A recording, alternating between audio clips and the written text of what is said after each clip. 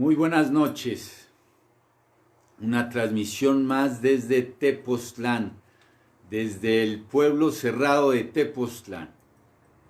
Si ustedes quieren venir a Tepoztlán no podrán entrar porque hay un cerco, que le llaman cerco sanitario, y no están permitiendo que la gente entre a Tepoztlán. Pero bueno, esto es simplemente una introducción donde vamos a entrar a algo. Estoy esperando los iconos para acelerar, pero bueno, ya empiecen a aparecer. Buenas noches todo el mundo. Apocalipsis. ¿Por qué le he llamado esto Apocalipsis? Porque la razón es llamar su atención y que ustedes trabajen sobre este asunto.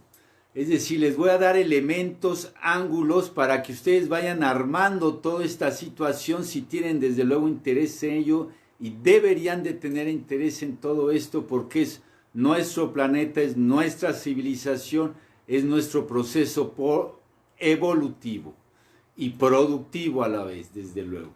Bien, entonces digo, voy a hacer un ejercicio muy interesante y quiero que todos ustedes participen, Alfredo, buenas noches, participen con ya sea sus comentarios, no tienen que expresármelo, en casa ustedes reflexionan sobre el asunto, si lo pueden platicar entre las personas que tienen interés en estos temas. Porque voy a juntar tres obras maestras de, digamos, de los textos sagrados, vamos a ponerlo bajo estos términos. Uno de ellos, desde luego, es la Biblia, de donde sale este término de Apocalipsis. El otro es una obra muy extensa que fue creada por Aurobindo, este ser que siempre suelo citar en las charlas, que es un ser excepcional, es uno de los místicos más grandes de la historia que ha dado la India dentro del contexto pues del hinduismo. Y su obra se llama Savitri, y en ella explica de una manera poética cuál ha sido la verdadera creación de esto que vemos plasmado en el planeta, incluyendo desde luego a los seres humanos. Y luego está la otra obra famosa de el señor Gurdjieff, que lleva como título, Belcebú, es decir, los relatos de Belcebú a su nieto. Es una obra muy compleja, escrita por el señor Gurdjieff, y que va a hablar exactamente estas tres obras. Las voy a lograr empalmar para lanzarles algunos elementos que ustedes necesariamente tendrán que ir armando, como dije, de ir construyendo para que todo esto tenga un sentido. Empiezo con lo siguiente. Se dice que los seres humanos en este planeta somos un experimento, ¿sí? De ahí viene el aspecto del término acuñado como Apocalipsis, porque es algo que habla de cosas muy, muy profundas de nuestra creación y de nuestra condición humana. ¿Qué es esto? Somos un experimento para ver si nuestra especie puede evolucionar. Si están todos los elementos presentes para que este experimento llamado ser humano pueda dar un brinco, o pueda crecer o evolucionar, mutar en otro ser. ¿Qué estoy tratando de decirles? Ahí va otra reflexión muy profunda. ¿Se han puesto a pensar que quizá todo esto que está ocurriendo, esta especie de crisis, como algunos les han llamado, a la situación que estamos pasando todos nosotros, qué tal si todo esto, recuerden, es un ejercicio, una reflexión, tiene mucho más bien de lo que parece? Que efectivamente es algo que va a ser completamente positivo para la condición humana en general. Tómenlo como reflexión. Voy a unir estas tres obras de las que les estoy citando para empezar a construir algo que va a constar en 3 capítulos. Este es el primero, porque es tan extenso lo que quiero compartirles y que les dé tiempo de ir asimilando lo que voy aquí señalando, ¿sí? Después de este ejercicio de 3 días, de 3 charlas, que serán 3 semanas consecutivas, entonces podremos hablar de qué es lo que se puede o debe hacer en esta situación. Pero primero hay que entender el contexto. La obra de Savitri de Sri Aurobindo señala que este experimento, insisto, seres humanos, empezó y empata con la obra de Gurdjieff. Qué casualidad que Gurdjieff escribe todo esta gran obra en un sentido de orden, vamos a llamarle extraterrestre, es decir, que Belcebú, por ejemplo, vive, según el relato del libro, en Marte y puede mirar el comportamiento de los seres humanos. Y como todos los personajes que están interactuando en esta obra hablan de algún sentido, de algo infinitamente más que va por arriba pues de la comprensión ordinaria de los seres humanos, porque todo lo pone en un contexto cósmico. Habla de una nave Karnak, que viene del término de la cultura egipcia de los atlantes. Todo este elemento que el mismo Gurdjieff reconoce está implícita en su obra y explícita también si uno la lee con atención.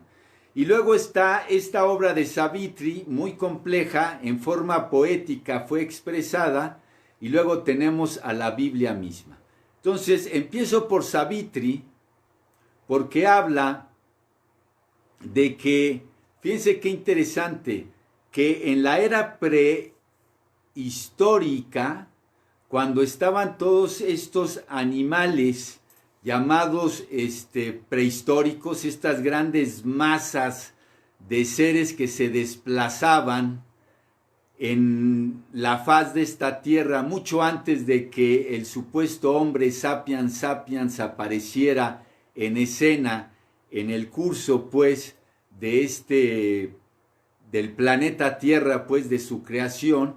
Habla de estos seres que bueno, están reconocidos inclusive por la ciencia, de que hubo estos animales prehistóricos que eran demasiado grandes y bastante, por decirlo así, primitivos en sus manifestaciones, en su condición como animales, como muy elementales, muy poco refinados. Pero ocurre que como nosotros somos un experimento, acuérdense que es un ejercicio, aquello también es un experimento, pero la obra de Savitri, de Aurobindo, señala lo siguiente: en esos tiempos se estaba tratando de buscar un cuerpo en el cual voy a utilizar un lenguaje religioso, porque aquí ya empato con los textos bíblicos, un cuerpo donde pueda descender el Espíritu Santo. Es así como lo mencionan en esta obra y en este contexto. Bien, me queda poco tiempo. Son 3 capítulos que vamos a destinar a esto.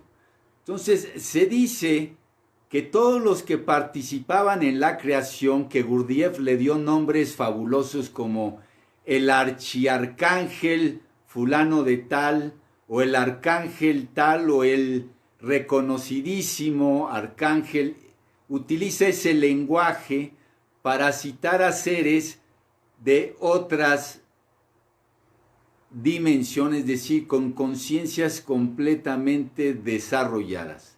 Los creadores de todo esto.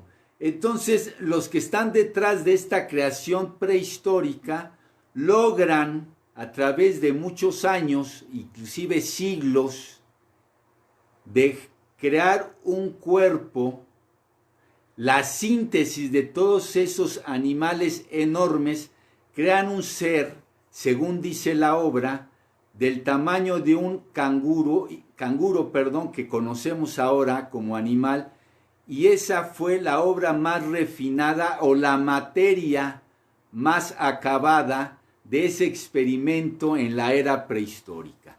Esto no lo estoy inventando, repito, lo he sacado de fuentes que tienen que ver, repito una vez más, la obra de Savitri, Belcebú y la Biblia misma. Entonces, cuando esto ocurre y va el famoso, utilizando el lenguaje de Gurdjieff, el famoso arcángel a revisar cuál es la obra, porque termina la obra de este creador, que es otro arcángel, lo presenta, por decirlo así, a las más altas autoridades cósmicas, y hay alguien que le responde. Tras mostrar el modelo del cual estoy hablando, que es una especie como de canguro. Buenas noches, Mari Carmen, Ditzel, Nanji, bien, o Amanchi, perdón, Danchi. Bien, entonces, cuando utilizando, insisto, el lenguaje gurdjieffiano, dice, cuando arcángel ve la obra terminada, dice, no, esto es muy rudimentario para que esa chispa divina, para que ese Espíritu Santo, estoy utilizando ahora otro lenguaje, descienda sobre la materia y se inicie, el proceso evolutivo.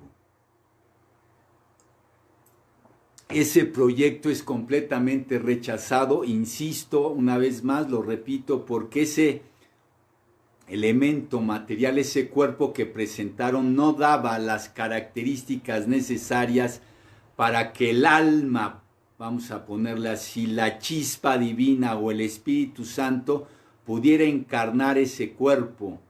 Y se dice que esa fue la razón por la cual todos esos animales prehistóricos desaparecieron, porque la creación de ese momento no tuvo la suficiente capacidad para crear un cuerpo lo suficientemente completo para recibir esa chispa divina.